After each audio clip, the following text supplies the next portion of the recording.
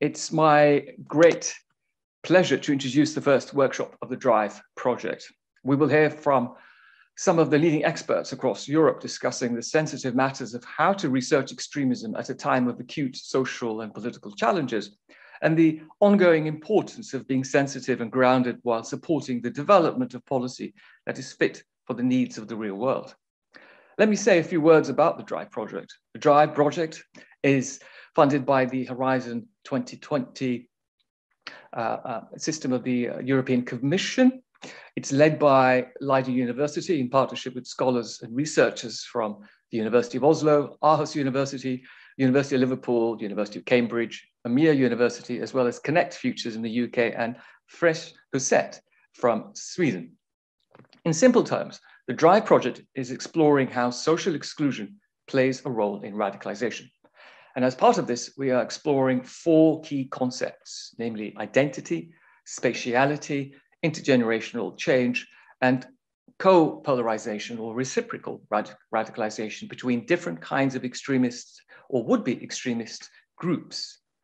We wish to understand concerns facing individuals in questions of public mental health and what we can do to make any intervention fit for purpose.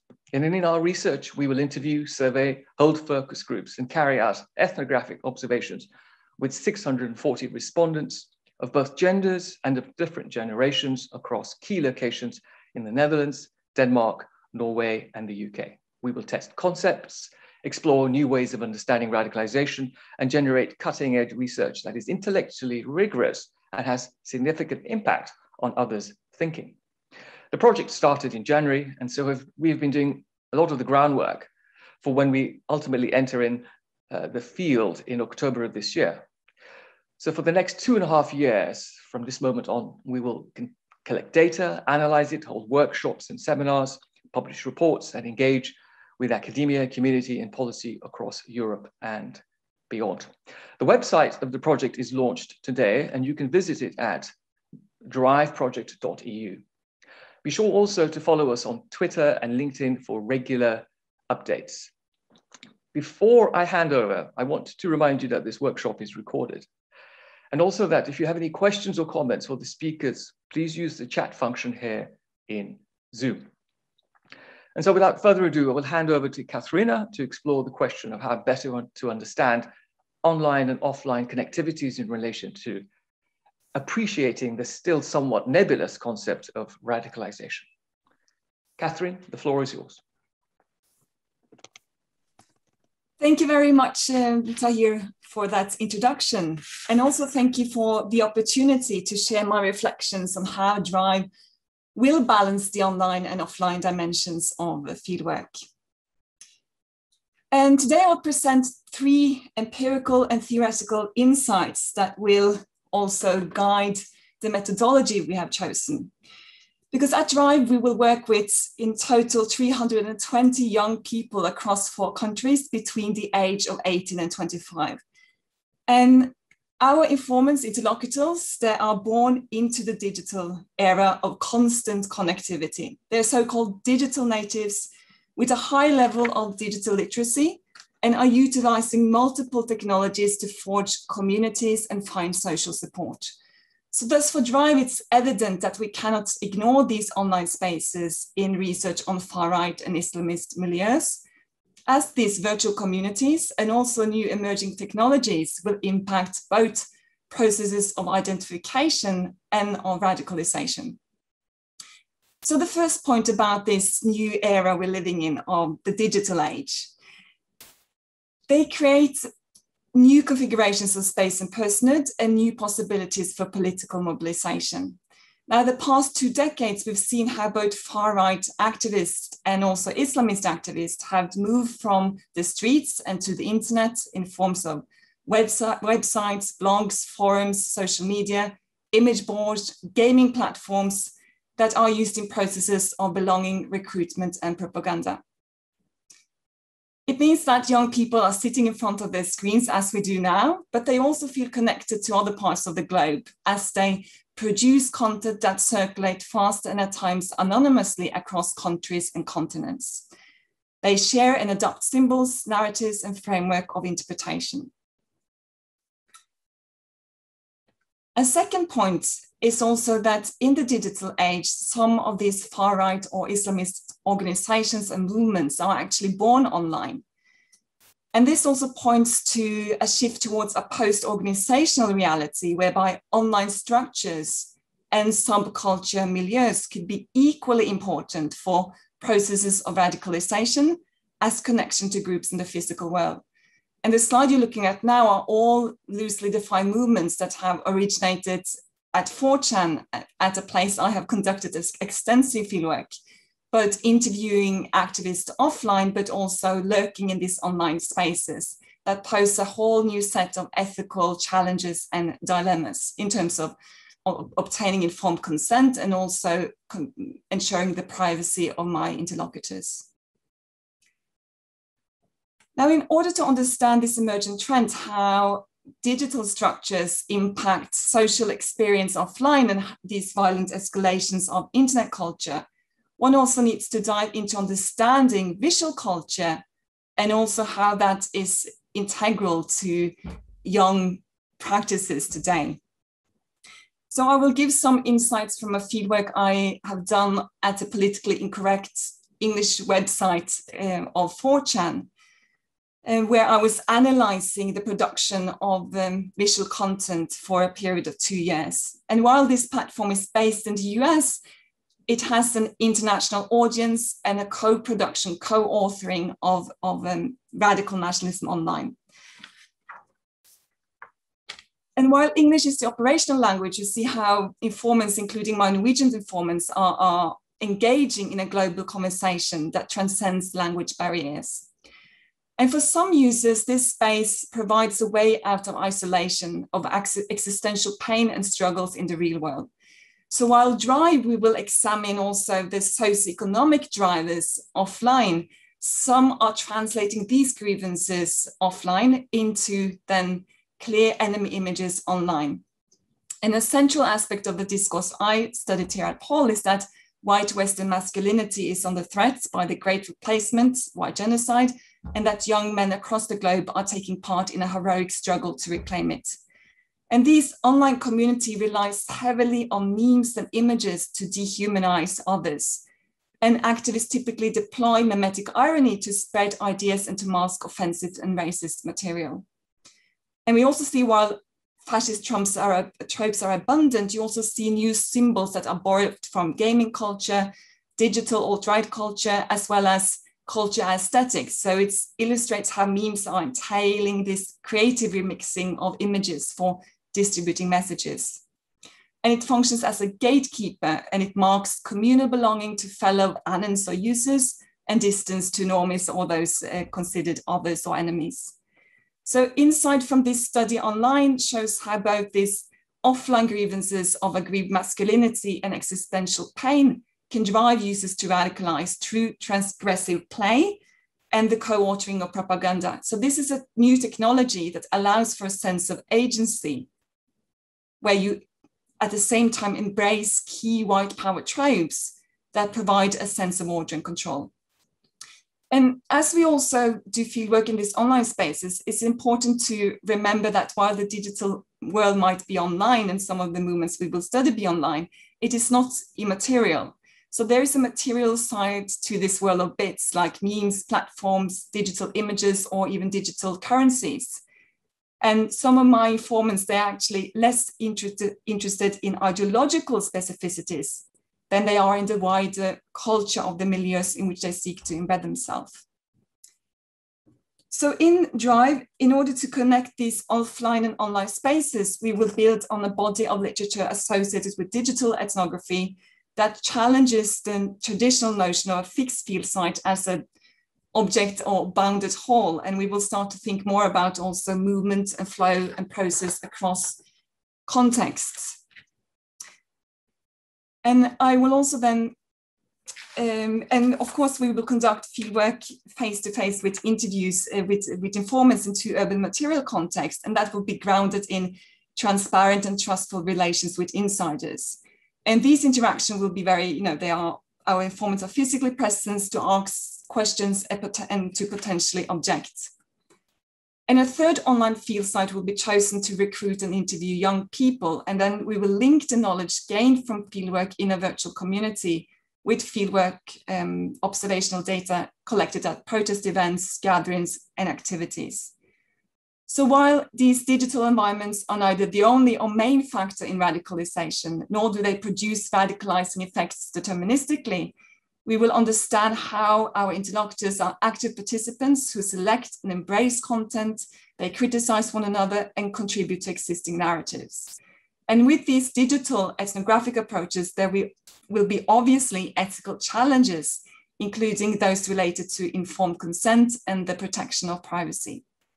I look forward to discuss these issues and other challenges in researching radicalization processes today. And I now give the floor to Anouk de Koning, Associate Professor at Leiden University, who will introduce the other speakers. Thank you for participating. Thank you so much, Catherine. So the rest of the program consists of 3 presentations. And after that, we'll have time for a Q&A. We might have some time for questions in between, so please do post them in the chat if you have questions. I will try to keep kind of a track of them, and also maybe, since we have quite some participants, gather them and see where the main questions lie for discussion and post them to our speakers. I propose we have Joel Buscher, who is trying to come in, and he will be in soon. But Jennifer, would you be okay with starting off? So let me introduce Jennifer Philippa Eggert, who works as a senior research associate at the Joint Learning Initiative of Faith and Local Communities, as well as being a postdoc researcher in sociology at Warwick. So Jennifer, the floor is all yours. Great, thank you so much, Anouk. Thank you to the rest of the team for having me. It's great to be here and to be sharing some insights about gender with you. And what I'm planning to do is first say a little bit about what is gender, just to cover the very basics, because I'm not exactly sure who's sitting on the other side of the screen and how much background knowledge you have. So I apologize in advance to the gender experts who know much more about the topic than me. And then after that, I'm going to say a little bit how this affects research on political violence and violent extremism. I was told I have 15 minutes, so until past, is that correct? Yes? Okay, fantastic. So I also don't have a PowerPoint presentation because I think we've had more than enough of those in the last 1.5 years. I mean, I'm definitely zoomed out and PowerPointed out. So I just freestyle. And I'll start by speaking about gender. So what is gender? So gender is about who we are, but it's also about who we are perceived to be and who we should be, who people think we should be, right? So it does actually go beyond biology. It is about biology, but about more than that. And it's really questions of identity, of norms, of expectations that come in here. Adopting a gender lens does allow us to look at some of these, right? Like questions of identity, of what is perceived to be acceptable behavior for a woman, for a man, what are some of the power dynamics around this? And gender studies researchers, they often use the term masculinities, less often so femininities, but it's really the other side of the coin. And what they mean by that is what is perceived to be normal or acceptable behavior for men in the case of masculinities, for women in the case of femininities. Gender is also really a relational concept, right? So we can't just speak about women, we can't just speak about men or femininities and masculinities without acknowledging this, that there's a relation between the two and that there is a spectrum that we're looking at. One final but really, really important point is that sometimes when people say we want to focus on gender, what they end up doing is they just look at women. and that's simply not good enough. It can be a good start, and in a lot of situations, women have been marginalized and they have been excluded. So it is actually beneficial to say, okay, we focus on women now, but this can only be the starting point, and it then needs to go beyond that. Because of this relational aspect, right? Because we know that we cannot understand women alone without also looking at men. And we cannot change anything, even if we say we want to make a change for women and we want to champion women's rights. We cannot do that without also looking at the role that men have, and without bringing men on board, because we can't change anything with just women, on board. So that's one point. And then actually related to that, related to the we can't just focus on women point is really, really important aspect, and that's we must never just look at gender. We always need to take a more holistic approach, because again, something is going to be left out, right? Gender studies researchers, they often use the concept of intersectionality, which was coined by a Black feminist researcher, Kimberly Crenshaw, at the end of the 80s.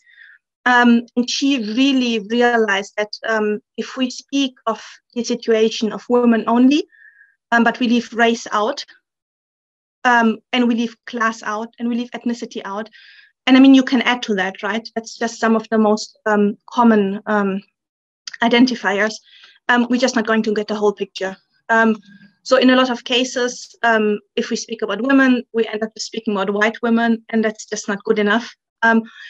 If we bring in race, often gender is missing. So this is one of the points that Black feminists like Kimberly Crenshaw pointed out at the time. They were like, there's always something missing, and can we maybe bring all of these together and take a more holistic approach? That's basically what it's about. I find in my own work, something that usually works quite well is to always ask what is missing, right? So we're looking at a specific topic, we're doing research, we're organizing an event, always ask what is missing and who is missing. Okay, so that's the little introduction about gender. And now, how does this affect research on political violence and violent extremism?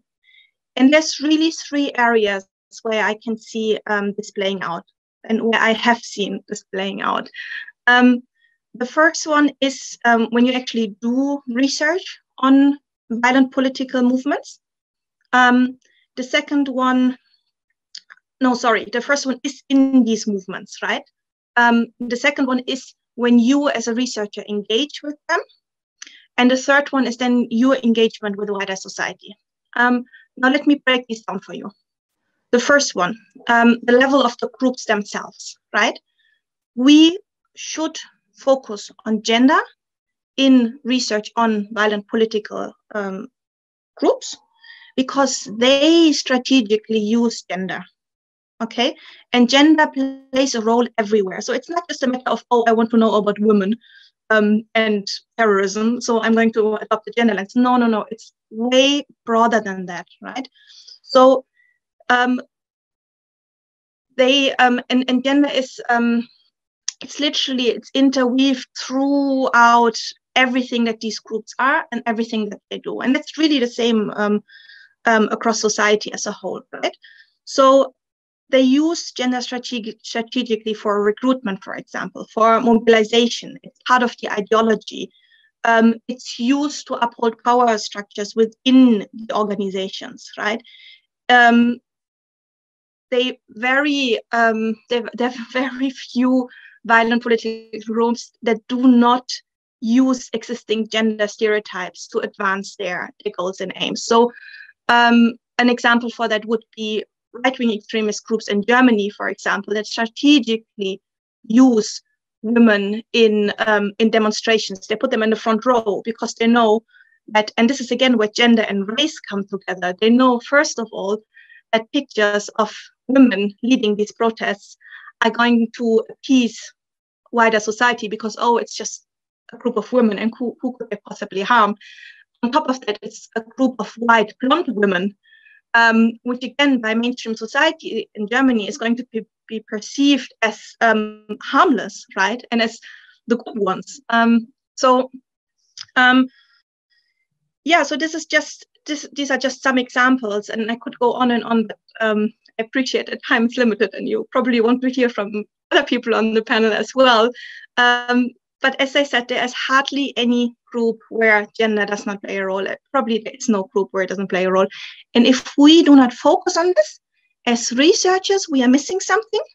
And as practitioners, I want to know how you are planning to address violent extremism effectively. If you're not considering this aspect, it's just not going to work because it's literally everywhere and it affects the strategic behavior of all of these groups. So that's the first point. Secondly, gender also affects your engagement with violent political groups as a researcher. Okay, so this does play a role, for example, when it comes to access, when it comes to building up, building trust, building rapport with your research participants, right?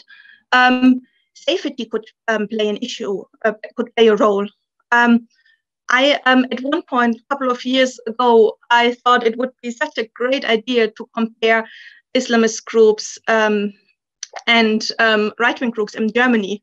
I thought it was fantastic and such a good idea, and I loved the concept. But it very quickly turned out that for me, as a visibly Muslim woman, again, this is where the intersectionality comes in, right? So I'm not just a woman, but I'm a Muslim woman. So gender and faith, it would just have been too dangerous for me to go out and start interviewing right-wing extremists, right?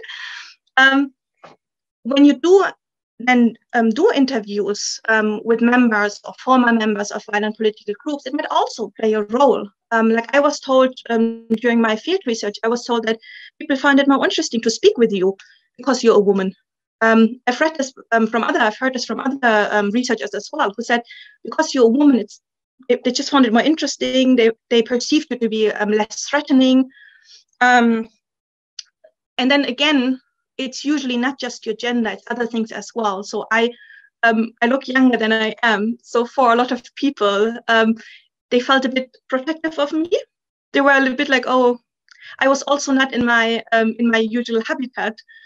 So I think they were a bit like, oh, what does this young woman do here? And that helped. I mean, it makes me laugh now, but it helped with the report, and it helped create an atmosphere that was friendly and where people felt like, oh, we need to help her out. Let's give her that interview and let's be candid and frank during the interview.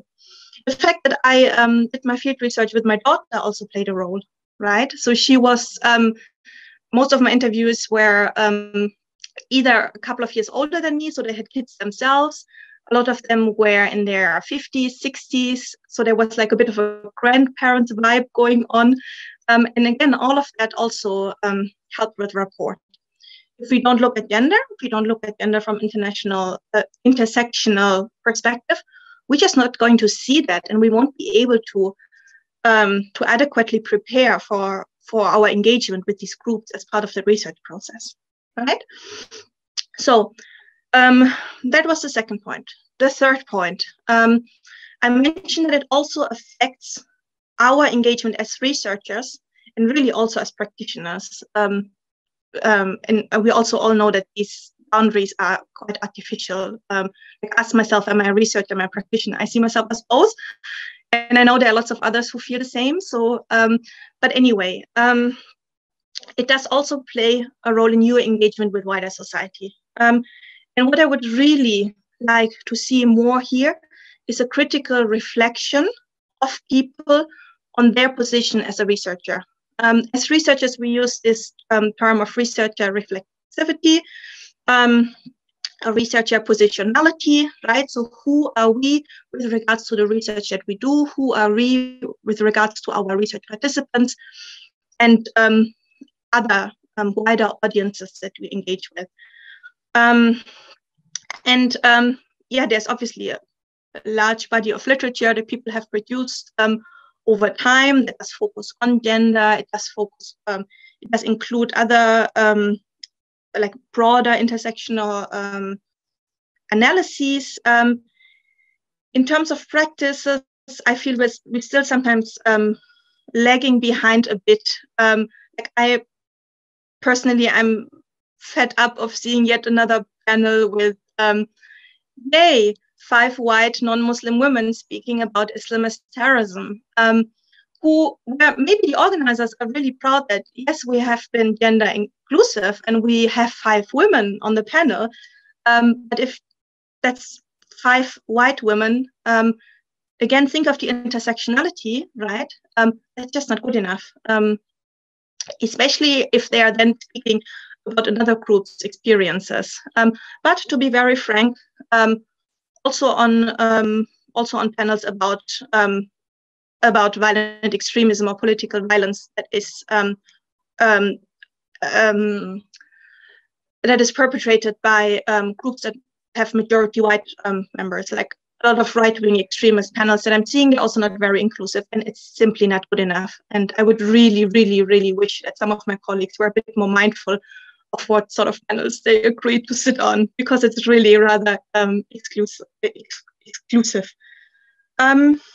Yeah, so I have a minute left to wrap up. So in sum, gender is really important, not just if we want to know about women, and we really can't stop at gender analysis in the narrow sense of the word. We really need to take an intersectional perspective and think about how that affects what is happening in the groups, in the movements, in the organizations that we study.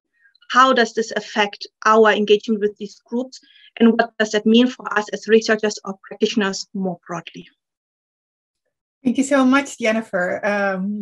These are indeed like urgent and certainly critical issues.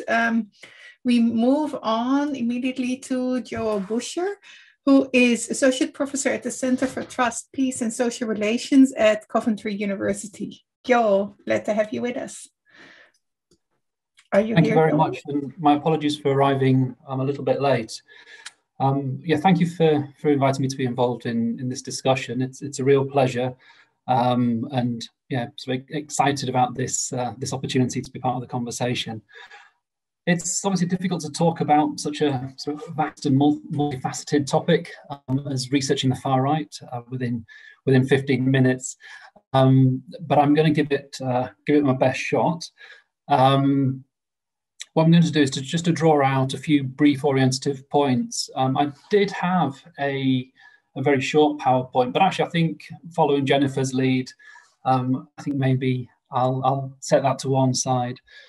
So I'm talking sort of partly from and in relation to a volume that recently came out, edited by Stephen Ash, Aaron Winter, and Catherine's colleague, Graham Macklin, and myself, called Researching the Far Right, Theory, Method and Practice, published by Routledge, available in all good bookshops. And so picking up some of the key themes that come out really through that volume, and also reflecting a little bit on my own experience of carrying out mixed methods research with far right groups. So the 3 sort of very broad themes I'm going to pick up on. So one is about a question about where our field of study begins and ends. Another is a question about how we choose our theoretical frameworks. And another end is a question about engaging with far right activists, ideas and practices. Okay, so, and like I said, this is sort of drawing back on the discussions that came out through the process of editing that volume. So in terms of the first of these themes, this question about where our field of study begins and ends. So one of the almost sort of articles of faith, if you like, in the literature today is about the way in which far-right movements are becoming increasingly mainstreamed. We see evidence of this across multiple jurisdictions. And also another sort of recurring theme is about the heterogeneous nature of the far right today. whether that's ranging from sort of, if you like, sort of more conventional white racial nationalist movements through to groups that actually ostensibly try to eschew those sorts of ideological frames. And if we're thinking in terms of their strategic actions or tactical repertoires, groups that are trying to operate through electoral arenas, right through to groups that are pursuing revolutionary methods. So it's a vast area of study. And I guess this is one of the key questions then is recognizing that heterogeneity. So this raises challenging questions for the researchers about which parts of the far right we are particularly concerned with in terms of in terms of which sort of particular aspect of the far right it is that's our key focus. Are we more interested in the ideologically, tactically extreme elements of the far right, or are we more interested in the sort of tracing the influence of far right ideas and practices within political and cultural mainstream? And actually answering that question is very important in terms of the methodological and ethical implications that it'll have for the way that we develop our research. But it also raises important normative questions, and these sort of came up a lot in the process of editing that volume. Do we focus more on the revolutionary right? And because that's where there seem to be sort of more immediate threats, risks associated particularly with violence, or in fact should we be focusing more on what might actually be the greater existential threat of the mainstreaming of far right movements? So that's sort of one set of debates and reflections that takes place. As I say, I'm going to just sort of set these out and then move on and sort of set the questions out rather than try to sort of answer them as such. So the next sort of thematic area that I mentioned is then sort of thinking about how we choose our theoretical frameworks. Now, one of the things that is very clear is that there are a whole range of approaches and disciplines working on the far right, whether we're thinking about criminology, psychology, sociology, anthropology, history, and apologies to anyone who I sort of skipped over there. So a whole range of different disciplines that all bring different theoretical frameworks. I'm just going to talk very briefly about three theoretical frameworks that seem to have been quite influential, but sort of recurred quite a lot in our volume. And I think sort of illustrate quite well some of the dilemmas facing researchers in this area. So one theoretical framework that has clearly been very influential during the last sort of 15 years or so comes from social movement studies. So there's been a very significant influence from social movement studies in this area in the last few years. And that can partly be traced back to work by people like Dirk Landemans and Nonna Meyer, and their volume, which is sort of such a common reference point these days in the literature. I mean, the social movement studies literature provides some very powerful analytical tools that are also used to explore a whole range of different types of movements. So it gives us a certain degree of confidence in the strength of those tools and how they might be used. But there are also questions that it raises. So within the volume, there were discussions about the potential risks that it might raise around false equivalences. How comfortable are we using the frames that we might use to understand environmental movements, to also understand far-right movements? Is the far-right really a movement like any other, or are there some things that are particular to the far-right that we need to take into consideration and reflect upon? Is there a way that applying these frameworks that we used to discuss other types of movements might actually in some way be contributing to processes of normalization of far-right movements? So those are some of the questions that came up. I suppose there's also a wider question at the moment facing social movement scholars, which is about sort of how movement-like contemporary movements are, and the far right's certainly the same in that respect. Social movement studies tended to focus primarily around social movement organizations, sort of quite structured movements. And these days we're looking at more rhizomatic movements. And I think that's certainly the case when we look at a lot of the far right, the international far right. So how well suited are the tools that we have from social movement studies, certainly in its sort of earlier formats, for understanding these more sorts of rhizomatic movements that we're looking at today? Another influential framework in recent years, and I would say sort of particularly in the last decade or so, has been the literature focusing on radicalization and focusing around, coming out of a lot of it coming out of the terrorism studies literature, of course. Again, one of the strengths of this this type of framework is that it draws on a much wider literature, and one that's been so very heavily invested in recent years. So again, a certain amount of confidence in terms of the underlying research. Having said that, the radicalisation as a frame itself is contested in some areas, and I think it's important to bear that in mind. But also, there are questions about how effective the radicalisation theoretical lens is when we're trying to understand, for example, the mainstreaming of the far right. How effective is it if that's what we're actually trying to get at? And there are also questions about whether, if we adopt essentially what is a fairly sort of security-oriented lens to think about the far right, whether that might be reductive, whether that might actually in some ways inhibit our ability to interpret these sorts of movements. And then another theoretical framework that I think is being influential and provides something of a counterpoint in some ways is critical race theory. And here, there's this key argument that we can't understand the far right and its associated movements without understanding linkages to racism within the political and cultural mainstream. So as I say, that provides an important and I think quite powerful counterweight and challenge to some of the other theorizations of the far right, where perhaps it isn't quite so. Perhaps it doesn't give us the quite the same sort of granularity for understanding the processes of organisation and mobilisation and so on and so forth. But like I said, I think it provides an important challenge. So I say that there are a range of different sort of theoretical frameworks, all that offer sort of strengths and analytical opportunities, but all of which sort of have limitations to them, let's say. So finally then, moving on to the issue about engaging with the far right activists, their ideas, practices. I mean, over the last,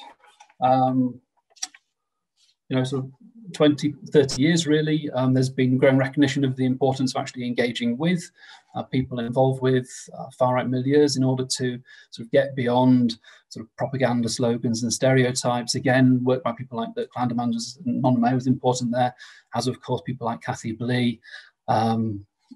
Again, one of Catherine's colleagues, Tori Bjergo, and people like that have been really important in that respect over the years.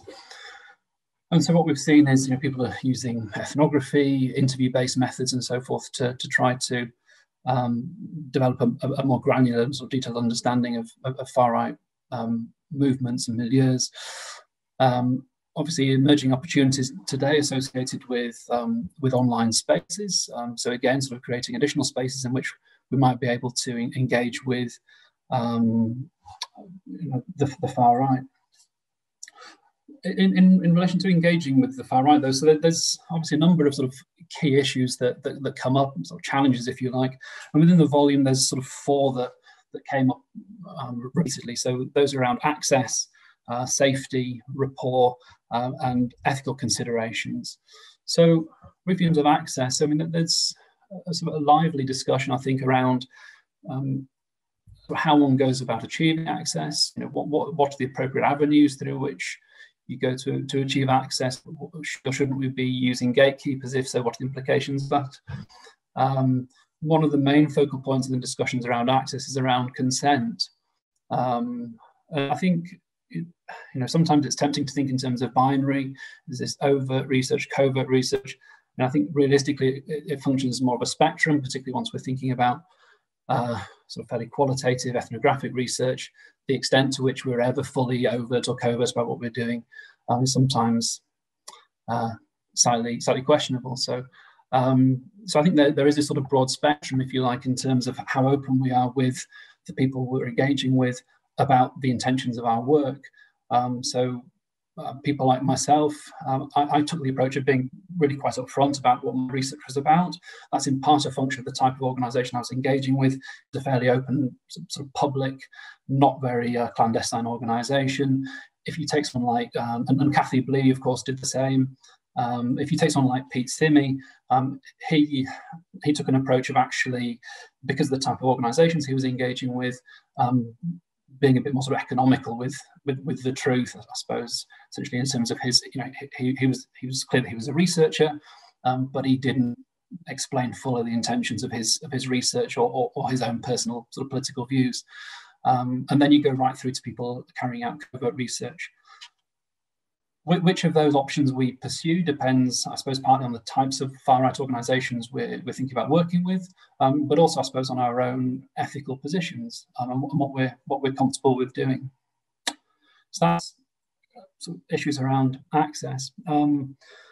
So I suppose connected to this, to some extent, is issues around safety. In some ways, this follows on nicely from Jennifer's presentation and discussions about intersectionality. And I think this is a very relevant issue when we're thinking about safety issues in the field. So I think, gender, ethnicity, age, actually, rather like Jennifer, I found that looking like a young person made it easier in some ways for me to gain access to the English Defence League when I was doing that work. I think it is interesting that there have been instances fairly recently of researchers of colour carrying out sort of fairly extended fieldwork with far-right organisations.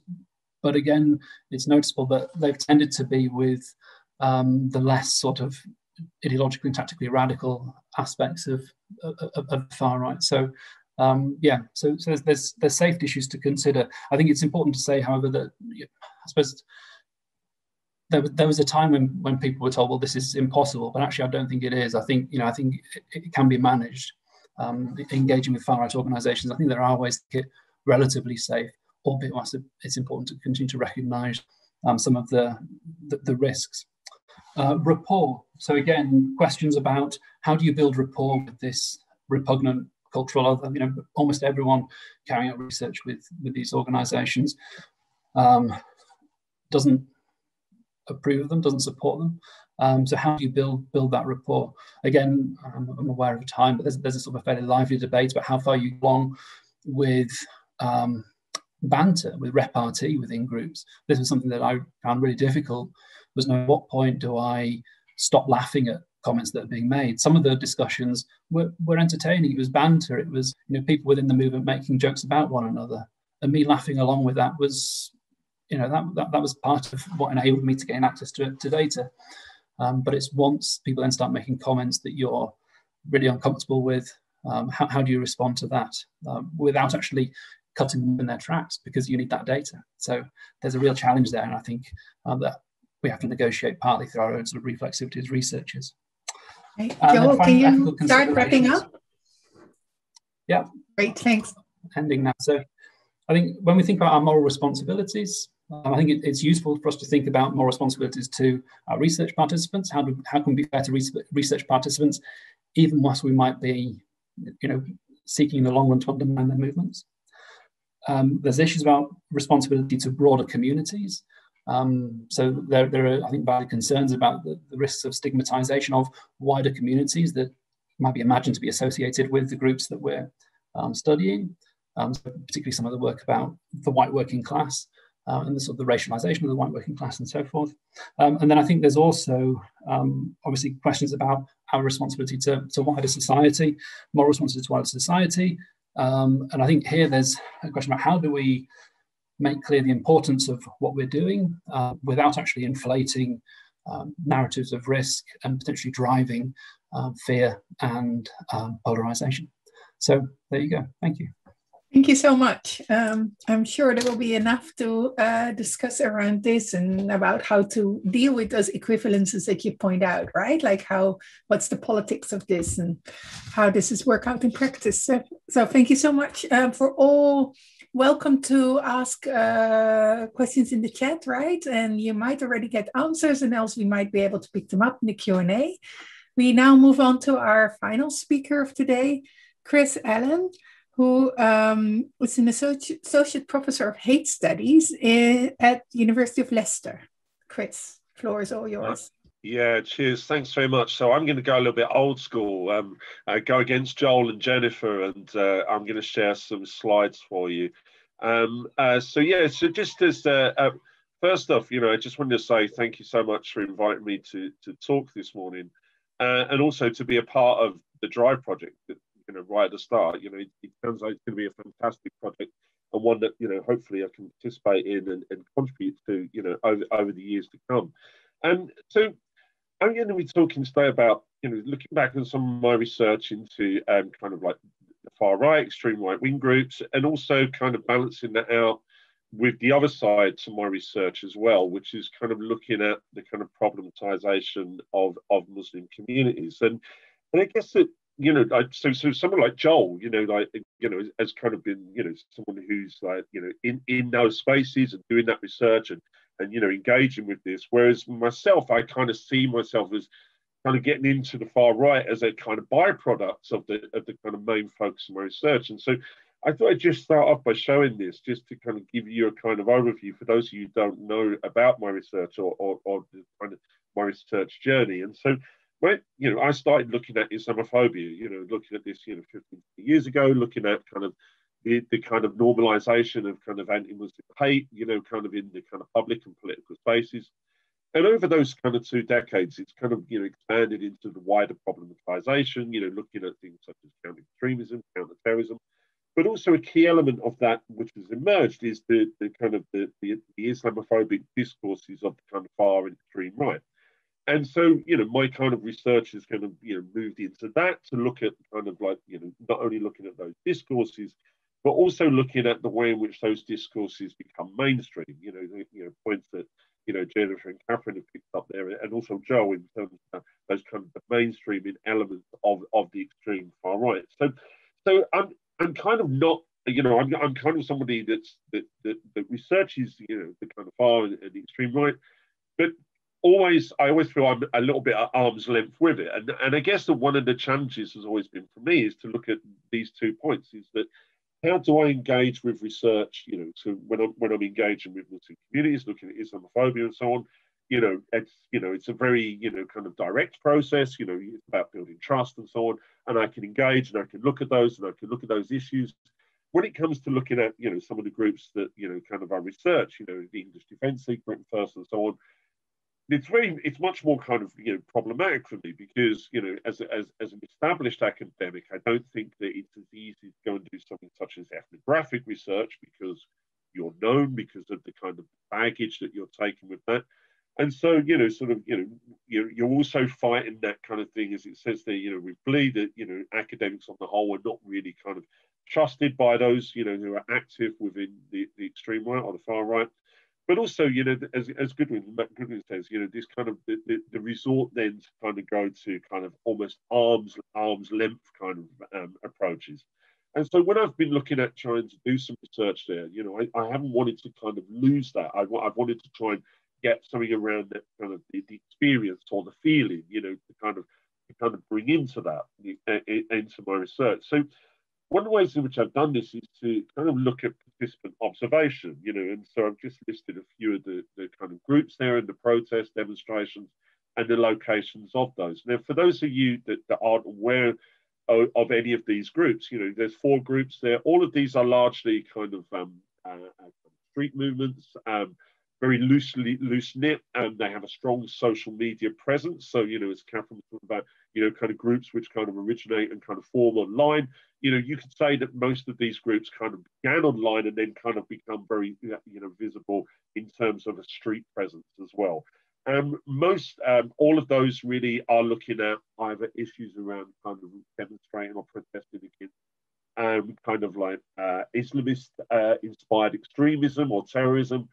And in some ways, looking at what they would say, the kind of the kind of great replacement, this idea that Muslims and Islam are kind of taking over, in Western Europe, in Europe more widely, and in the West, at its broadest. And so, what I've done is, over the years, I've tried to kind of go along and try and get, to be a part of these, to try and understand them better. It's been very difficult for me to try and find a way in because the research I've been doing around Muslim communities, and I'll come on to that, in a moment. But some of the things that I've done there is kind of go along to try and get that experience, that feeling, to try and bring something different in terms of researcher, to try and engage with that, and looking at, both, so for example, you'll see there's two protests, one in 2010, one in 2015, in Dudley. This was a very specific issue. This was about the building of what's been described as a super mosque in Dudley. This issue has been going on for over 20 years now. There's not one brick which has been laid in terms of this super mosque, but this is something that has attracted the kind of far and extreme right. It's been a recurrent thing in the city and in the town, and you see ongoing protests and demonstrations. So being able to go along and see that, being able to go along and kind of understand that and feel it and experience it a little bit more, it's been something which has been really crucial to me in terms of my research. And I've put there a couple of articles that that kind of participant observation stuff has kind of been used as part of the kind of research methodology as a way to kind of shape and inform the kind of the work that I've been doing. Now, I think that I wanted to look at the kind of positives and negatives to this, because there are of course positives and negatives to to all elements of research and which approaches and which methods to take. And one of the things I've been toying with this idea around kind of dimensions, around what does participant observation kind of afford you as a researcher in terms of what does it give you? And I think that I've kind of gone back to my old kind of I describe myself politely as a kind of cross-disciplinary, multidisciplinary social scientist, which basically means I've moved across various different disciplines across my career. But I started very much in kind of the religious studies kind of approach and looking at this. And I think that going back to that was one of the ideas that for me was around the different dimensions. You can see by doing that kind of participant observation, the same way there was this idea that you can go into a kind of religious community and try and kind of experience these dimensions. This very much to me was the same in terms of that experiential kind of element for me in terms of the work trying to do research into the far and extreme right as well. And you can see here, I've kind of like highlighted, these are some quotes from my article on the Football Lads Alliance and Democratic Football Lads Alliance. And you can see there some of the things that actually the participant observation gave me that I wouldn't have maybe have got, in other ways, So, actually being there and experiencing the kind of the very abusive, very racist, very Islamophobic chanting that was going on, Yes, we can look at those kind of documentary sources. We can look at the official accounts. We can look at, kind of the more kind of less official, or informal kind of research that we can pick up on. But without that, we wouldn't, I wouldn't have been able to kind of engage that and feel that, I could see that, there was also this kind of balancing out with, kind of like stuff around, kind of like a more kind of ethical side. One of the things that some of these groups have been doing more recently is trying to, championing, kind of liberal and civil rights, And so, on the one hand, you'll have, this kind of the smokescreen of, we're against extremism, but on the other side, they'll be championing gender rights, they'll be championing, kind of like, issues around diversity and whether these are true or not, is open to debate. But one of the things you'll see there is that, if you're looking at the narrative or the ethical dimensions of these groups, then you can get something very much kind of, you get much more from that kind of experiential kind of dimension. And so I think for me, that was really where it was. And I think that one of the things that that I've never underestimated in terms of doing this kind of stuff is the kind of the feeling of the aggression, the feeling of the kind of the confrontation. None of the kind of demonstrations or protests I've been at, has it ever felt, kind of like non-confrontational, and none of those kind of things has it ever felt that there's not a kind of air or sense of kind of threat or aggression, kind of like that kind of moment of kind of like a tinderbox where, where something will happen that has the potential to kind of escalate this into, full-on confrontation and violence. And of course, we see that, kind of counter groups, and that violence is there, and that kind of confrontation is there. So for me, the positives here is that it really gives you those added dimensions. It allows you to kind of experience and feel them. It gives you something more as a researcher than having this kind of arm's length. It kind of goes, you know, it's a way of kind of alleviating the kind of things that, you know, Goodwin was talking about previously. The negatives, of course, are, you know, primarily for me around kind of personal risk. You know, I've kind of highlighted a few here. You know, in terms of someone, you know, who's, you know, kind of established academic, you know, whose face is, you know, over social media, over the media, you know, on institutional websites, and also, you know, kind of like is at times, you know, individually, you know, specifically targeted by, you know, kind of like, you know, far and extreme right-wing groups. There's always that fear for me, you know, when I've been involved in this, is that, you know, that there's going to be that kind of that recognition, you know, and like, what do you do in that moment if you are recognised? And I think part of that is, you know, kind of like, you know, a kind of very, you know, kind of element of, you know, kind of maybe paranoia, you know, in terms of that. But I think it also goes back to that point, you know, like kind of flipping it the other way. What Jennifer was talking about, you know, was around your, you know, around your positionality and your recognition as, you know, an identity and so on. And I think that these, you know, these are kind of some of the things that are there. So, you know, one of the things that I've always done is that, you know, there's, you know, I've kind of gone and put, you know, observed groups at their kind of, you know, in their embryonic stages at their start, but then kind of made, you know, kind of withdrawn, you know, as groups become more established, as they become more organised and so on. And I think that, you know, there's some very real kind of things around there, you know, intimidation and threat, you know, what you feel again, you know, by being there, that recognition and association, you know, and wider impacts as well, you know, and in terms of that, you know, even to, you know, the fact that, you know, it impacted on my family and my children as well, you know, who have been kind of targeted, you know, not actually at events, but like post them. And I include the little thing down in the bottom right, because it's got their Millwall Football Club. And sadly, or, you know, from my crimes, I've been a Millwall fan, going to Millwall Football Club since I was 7 years old. So, you know, a number of decades now.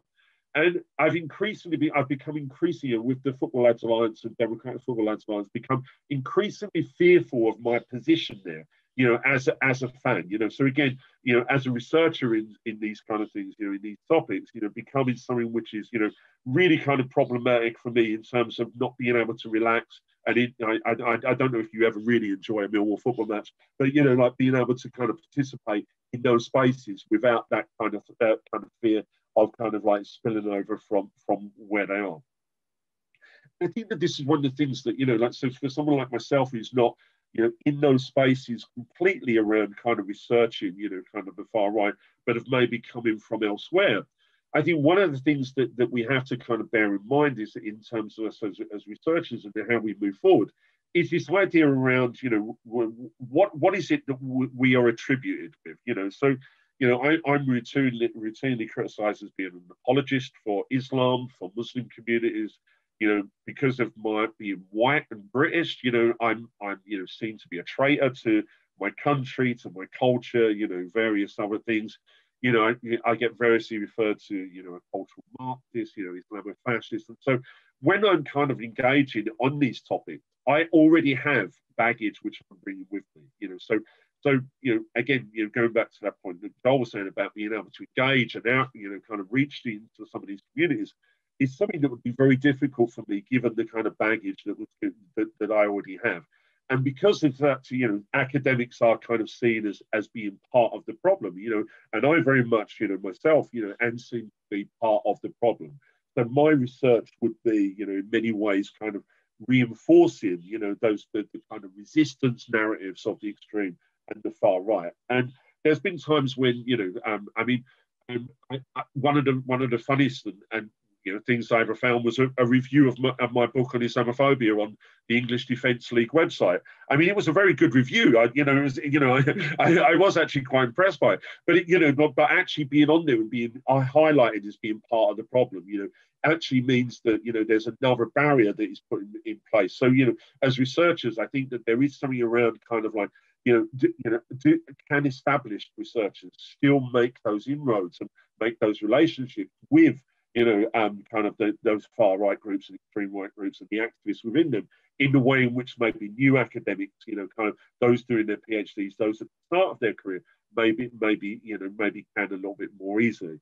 But I think that, you know, and just in wrapping up with this, I think that one of the things there that I would say is that this is where I feel like, you know, it's almost like a cycle. You know, it's like once you become established as a researcher, once your ideas come out, you know, and you know, kind of the, you know, that element where you're presenting your research, I think that that's then when those barriers come back in place, and maybe that's why we always have to have that safeguard of falling back onto those kind of arm's length kind of like externalist approaches. So just to wrap up in that, I think that what I was trying to say with this is that, you know, one of the things that we can't do is we can't desanitize and we can't desensitize ourselves from extremists. You know, so whatever type of extremism we're researching as researchers, we need to be able to understand. We need to be able to feel. And I think for me, that experience, that feeling, has been something which has been absolutely crucial to my understanding of the extreme right wing, of the far right, and particularly in the way in which the use of narratives around kind of, you know, kind of anti-Muslim, anti-Islam, kind of Islamophobic narratives have been key for me to be able to understand that. And so I think that, you know, when moving forward, as we try and take this forward, as we try and continue with this kind of research, which is absolutely crucial and timely, you know, politically and socially, I think that we have to kind of think about how do we embed that experiential kind of dimension? How do we embed feeling, both as when we're doing research, but also in terms of when we're kind of like presenting research as well. So thanks very much. Thank you so much, Chris. Well, I think these have been very rich presentations on like many of the dilemmas that attend doing research on extremist organizations, especially with the wish indeed that Chris highlighted, right? And the need to be close up to really understand those dynamics in real life and the real people behind it. But at the same time, the dilemmas that creates for researchers, right? And especially as an anthropologist, and you all spoke to the dilemmas of ethnography and participant observation with these groups, of like, you know, the need for rapport, but also the need to establish kind of trust, and also what's your relation then? Do you betray in a way your interlocutors, right? Which is one of the things that as anthropologists we're always taught never to do, to always side with. But the politics here is far more complex than that. And I think you all spoke really eloquently to that. And I think some of the questions, I mean, we've had a very lively chat already, and we shouldn't repeat all the questions, but please feel free to kind of now, people in the audience, post your questions. And I would like to pick up on maybe one quite urgent one, I think, posed by Nahel Abdallah, who says, like, how does academia deal with racism, right? And how, I think then specifically in this kind of research, how do you deal with the kind of larger ethical dilemmas? Do you feel like, so I think we heard a lot about the personal positioning of the researcher vis-a-vis the communities, and also what it does, like, do you laugh along, right? Or do you, as Chris says, what if you have a track record already of publishing critical things? Can you still have that access? Be safe. But I think this question relates to the larger politics of like, why do this research and how do it, and how does this contribute to particular ways of stigmatizing or making ready for intervention, maybe for governmental kind of control or intervention, particular groups. And I think we already heard some of that, but maybe you want to speak to that. Somebody wants to come in to speak to that larger question that Nahel posed. I would like to respond to that. Sure, go ahead, Jennifer. I actually saw the questions in the chat, and I thought they were really good questions. And I was like, I really want to respond to it. I started typing. I was like, no, that's a question for the Q&A, not for a very brief answer in the chat. I think let me start with the first one. So the question is, how does academia deal with racism? My question back would be, what do you mean by academia? And are we speaking about the personal level, or are we speaking about structures? Because that's two different kind of responses, right?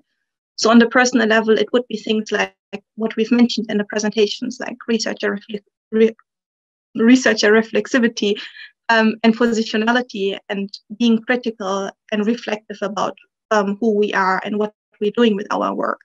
And I think that's something that everyone can do and should do. A lot of people probably don't do enough. But then there's also the structural level, right? And what do universities do, and what is their responsibility? And I feel that we are not where we should be when it comes to that. And I say that as someone who has thought about this a lot throughout my research. I say this as someone who is also affected by this personally. So I'm the person who gets on a flight to the US to share my research at a conference, my research on terrorism, and then I get stopped, not just terrorism, but women in terrorism, and then I get stopped at the airport to be quizzed if I'm not one of these women who are on their way to join a terrorist group, right?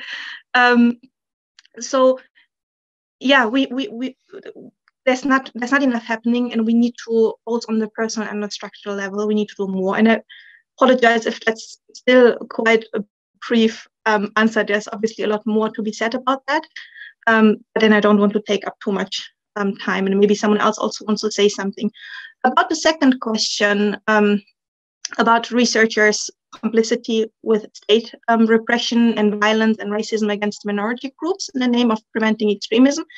Really, really good point. Again, I wish that people would reflect on that more. I also feel that there's actually quite a bit of research that highlights exactly these issues. So I wouldn't throw all of academia into the bin. There's really, really good work that has been done. But let's be frank, there are also quite a few people who would really benefit from asking themselves some critical questions. Yeah, and this doesn't just affect academia. It's also when we see what some think tanks are doing, some really unethical practices. Could give a long list of examples, but let's not name and shame now. So yeah, really important points. I think one key issue is that there's so much money involved. So when you work on terrorism, when you work on violent extremism, there's just so much funding available. It has become a bit of a fashion to work on this topic.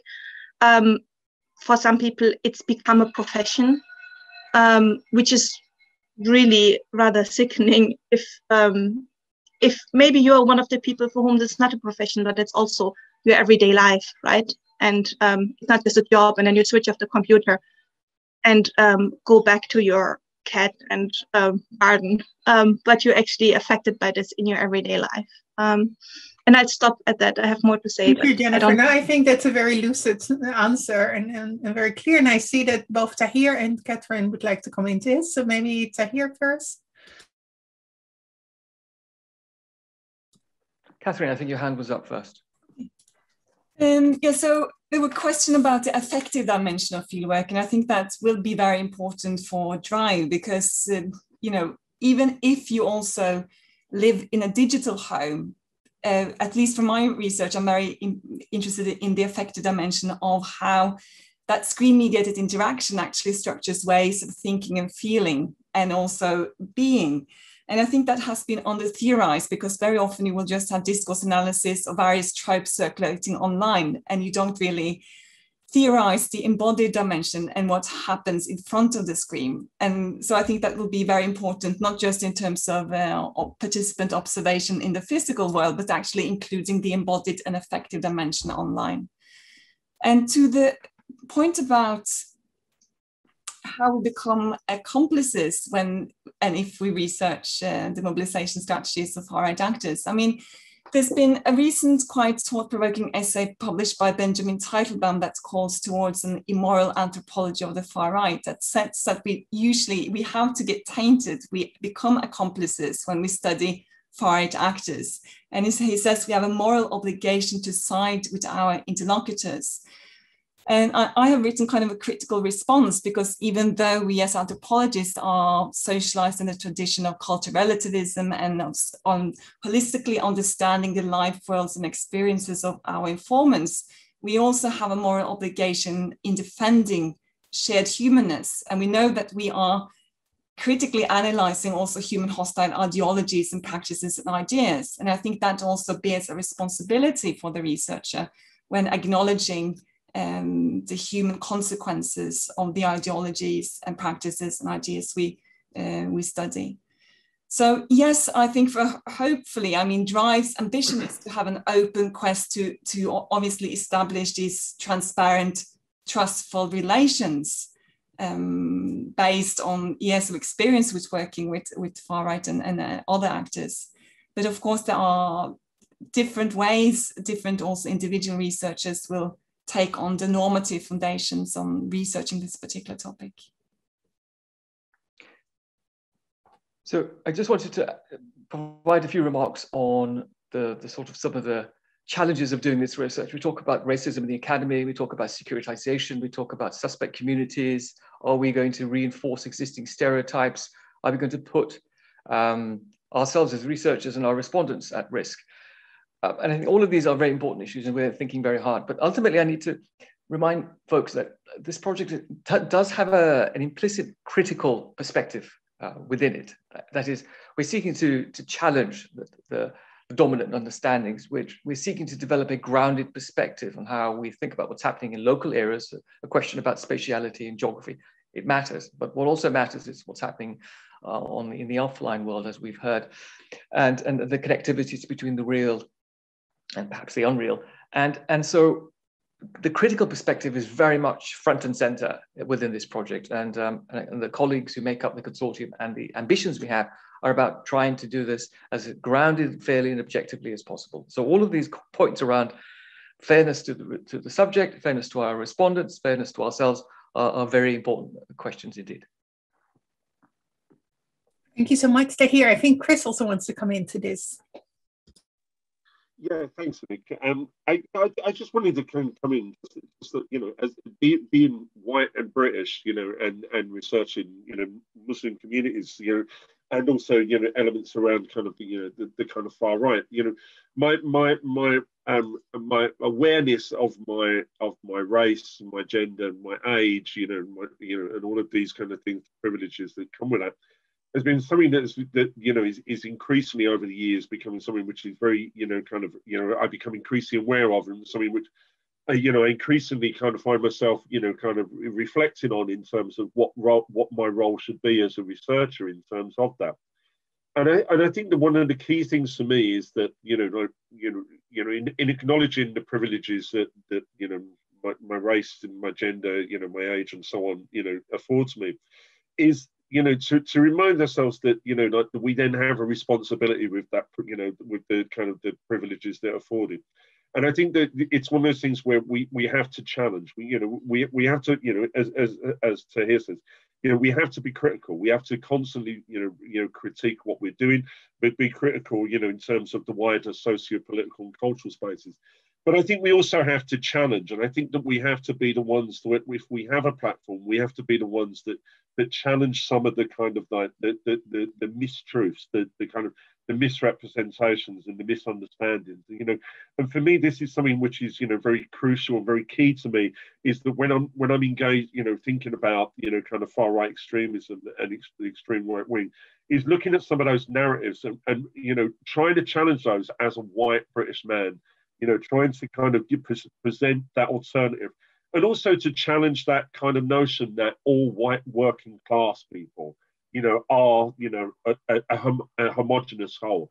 You know, and in the same way, you know, one of my things that I've seen in my research is the way in which, you know, Muslims have been homogenized over the last 2 decades. You know, where, you know, there's all certain attributes, and all Muslims without question, you know, there's, you know, have been attributed as. I think the same now is occurring with white working class, you know, and I think that is something that we need to challenge, because not all white working class people are racist, and not all Muslims are extremists, you know, and those kind of things are resonant. And I think that, you know, it's for us to critique and be critical, but also to challenge, you know, and question as well. So, yeah. Tahir. All right.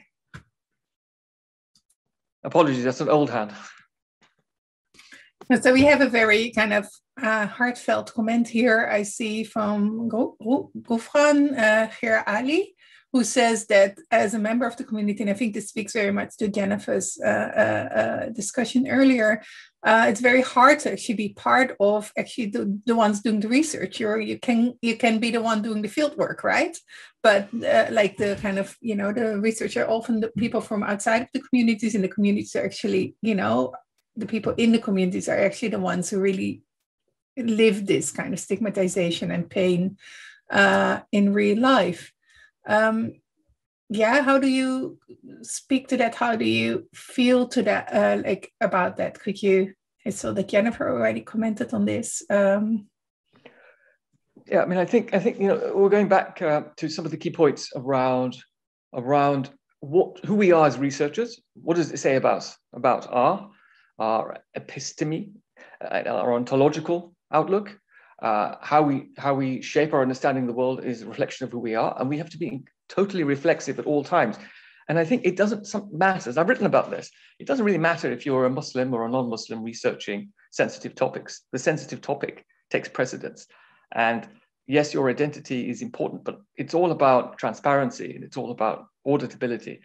And then as the project, we have to be incredibly sensitive about asking the right questions, about being fair to our respondents, but also then going forward in a way that's constructive and engaging with the community, with the academy, with government and policy making. So we have a number of different audiences which we need to speak to in reasonable terms.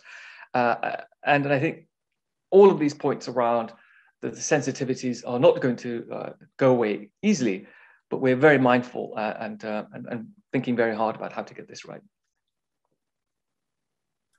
Yeah, Jennifer, please.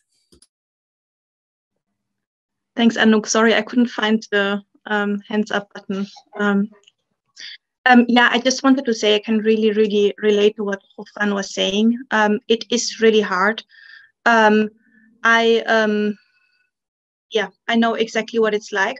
I actually am quite disappointed by quite a few of my non-Muslim colleagues who, when they write, are super progressive and inclusive and what have you. But then when you look at some of their practices as researchers, it's not really what it should be. And I've mentioned some of these in the presentation. All I can say to people like Hofan and all the other Muslims out there who are really trying to do this work because they want to do something for their people and because they want to do good research and they want to make a change. It's just, you are amazing and the work you do is so important. And what helps me is to build networks with people who understand and who also disagree with a lot of what is happening in the discipline, take regular breaks, yeah, and look after yourself because this can really become too much, especially when you're working on such a sensitive topic that is literally everywhere. Yes, Catherine.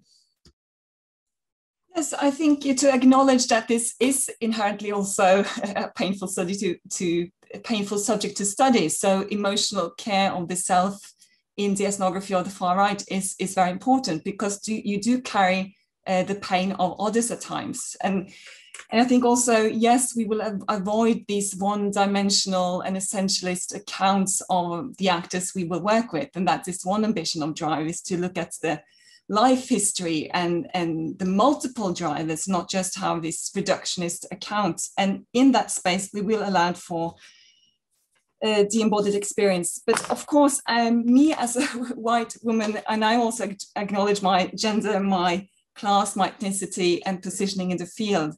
And that has allowed me quite extensive access to far-right milieus. But I have always been in a kind of privileged position. But I remember like 2-3 years ago when I started to receive very serious threats, then for the first time I could experience with my own body what it means to be dehumanized.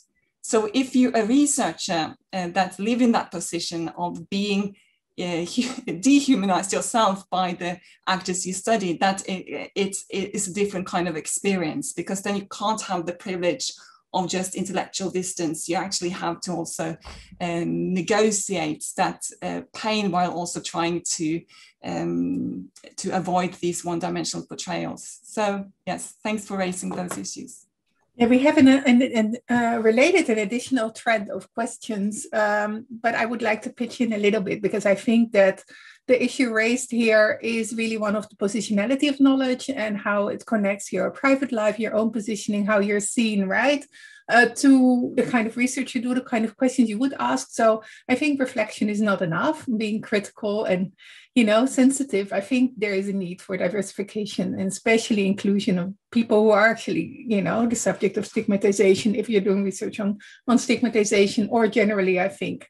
there's a great need to kind of diversify the academy and really make serious work of kind of decolonizing. And I think especially in this sector, right? And this kind of research, it's like crucial and probably not really done. Like, you know, both. So supporting that kind of intervention in the chat for me as an anthropologist, perhaps from outside the field. But I have another question here that links up to another range of questions that we've seen in the chat.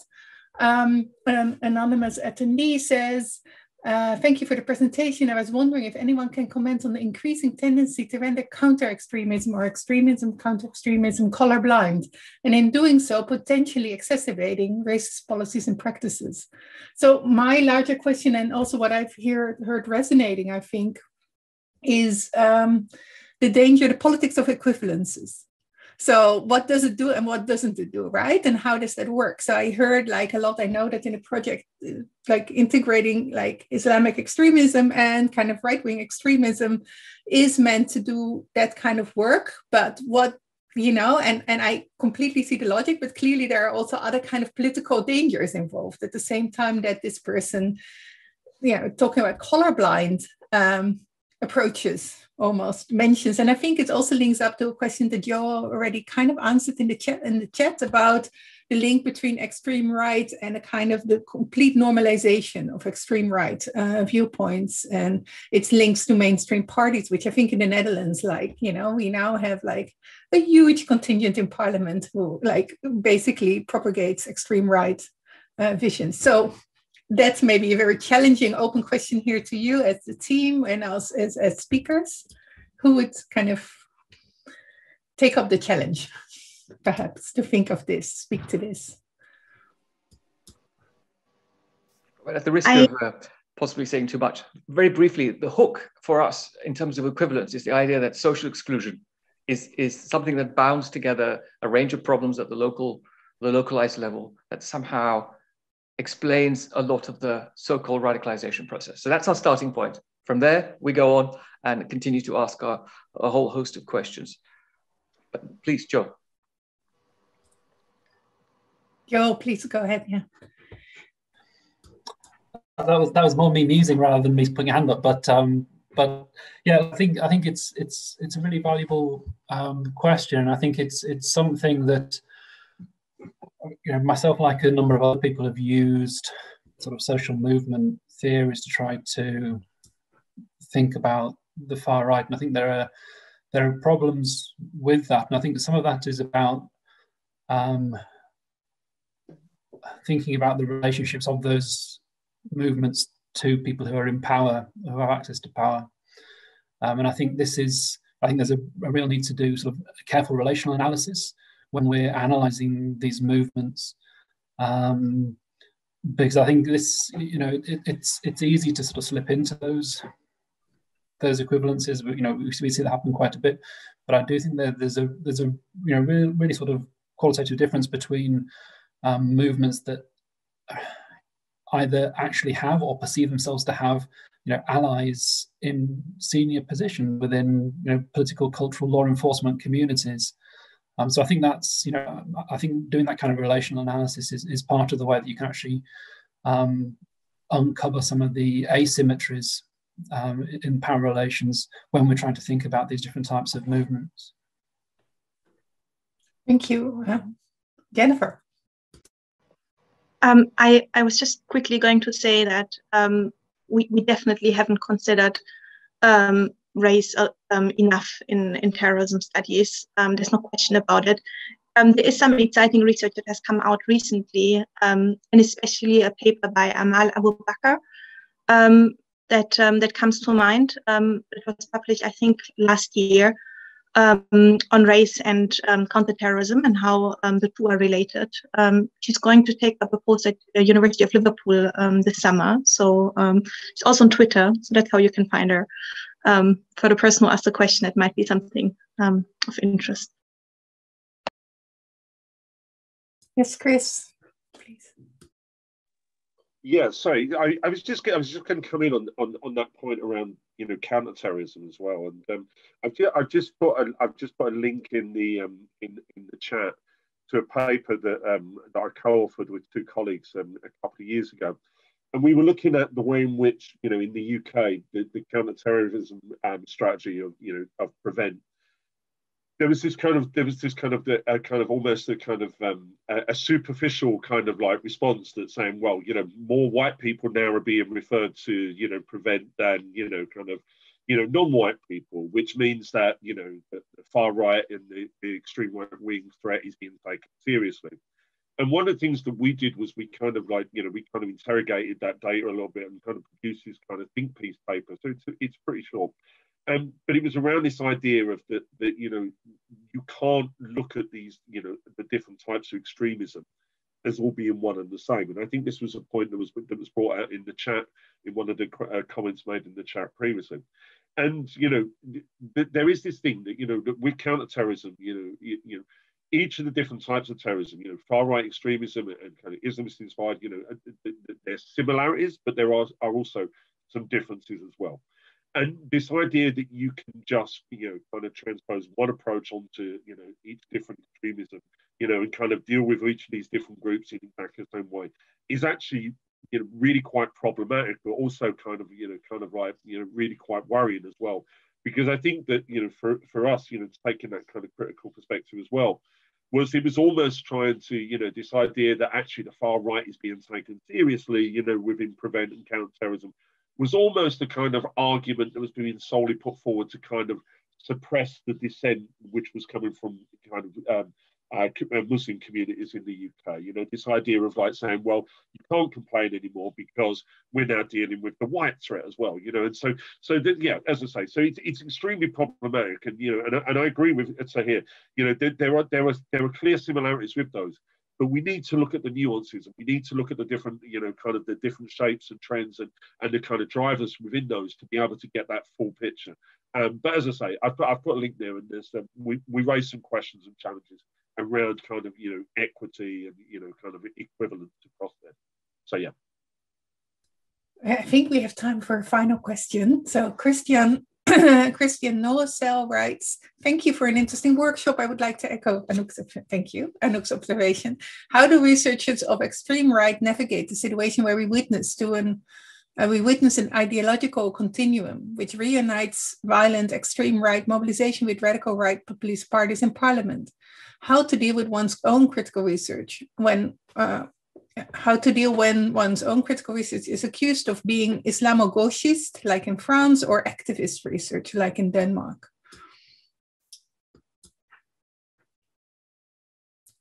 Who would like to? Tahir? I think that speaks to a lot of what Chris was talking about, because you're the researcher and somehow you're the problem. Researchers asking tough questions will also have extra questions asked of their motivations, aspirations. And I think we all face these kinds of challenges around how our research is understood because of who we are, by those who are trying to understand what we are trying to communicate.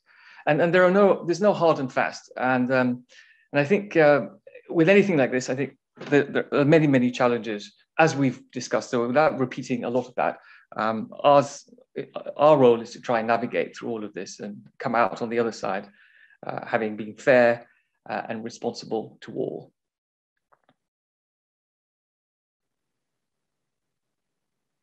Joel, please. Yeah, I think it's this question about the linkages between those different parts of the far right, I think are really, really interesting and important. And I think we have a responsibility as researchers to explore and trace those and try and understand how they work and when they work. I think they tend to work at particular moments over time. So actually understand the dynamics of those relationships rather than just imagining them as being sort of fixed and permanent. But I think it's also really important for us to understand the tensions within those wide far-right milieus. And I think that can actually give us a lot of analytical leverage sometimes. There are often points of resistance within those movements. And that I think is important both in terms of our understanding as researchers, but also in terms of thinking about opportunities for intervention and response and activism, mobilization, so countering those types of movements. Thank you. I think we are actually over time already.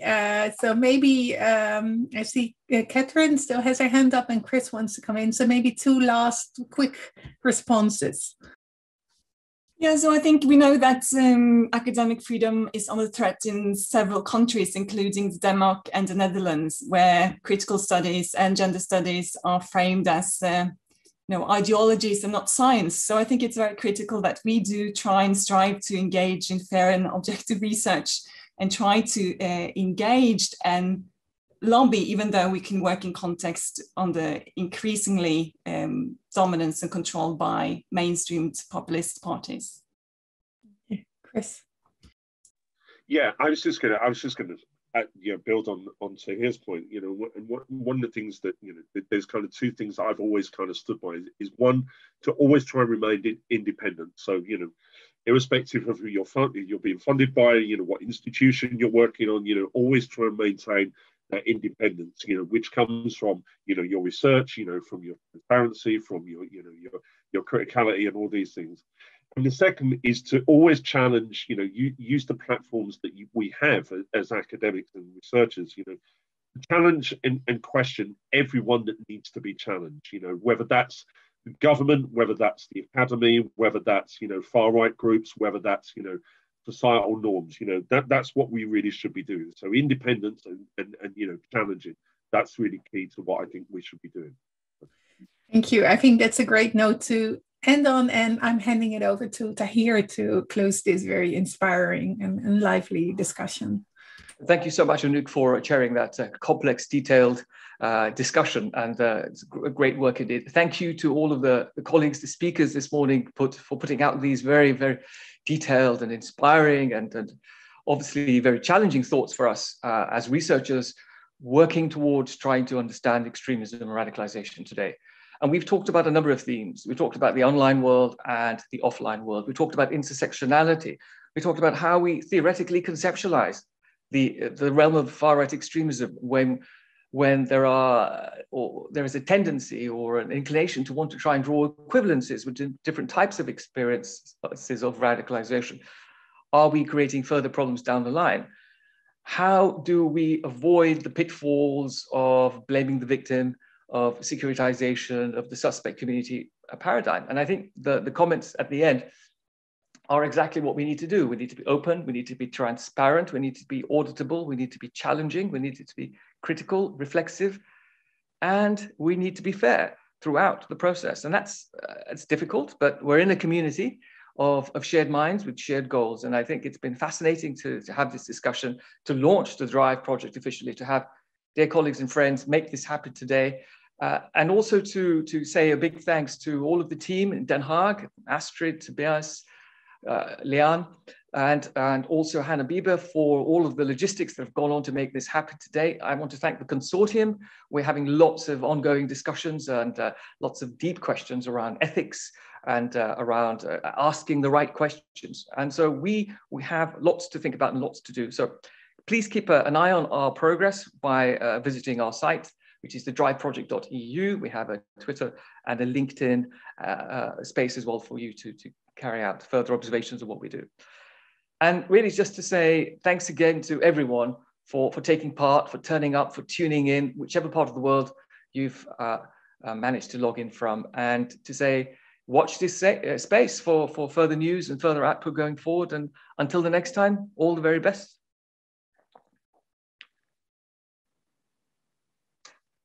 Ciao, ciao, everybody. Take care.